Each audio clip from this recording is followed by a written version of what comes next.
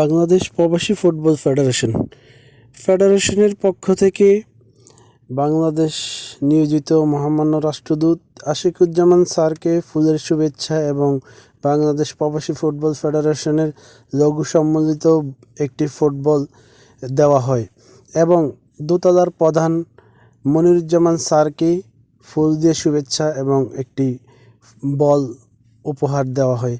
সেখানে উপস্থিত ছিলেন বাংলাদেশ প্রবাসী ফুটবল ফেডারেশনের সভাপতি জাহিদুর রহমান জাহিদ এবং সেক্রেটারি সোহেল চৌধুরী, সহসভাপতি আমিনুল ইসলাম সহ বিভিন্ন প্রবাসী স্পোর্টিং ক্লাবের বিভিন্ন সভাপতি সেক্রেটারিগণ এবং উপস্থিত ছিলেন বাংলাদেশ প্রবাসী ফুটবল ফেডারেশনের বিভিন্ন কর্মকর্তাগণ। আরও উপস্থিত ছিলেন সেখানে বাংলাদেশ কমিউনিটি কুয়েতের প্রধান আহ্বায়ক মুরাদুল হক মুরাদ চৌধুরী, আরও বিভিন্ন সংগঠন, রাজনৈতিক সামাজিক সংগঠন সেখানে উপস্থিত ছিলেন।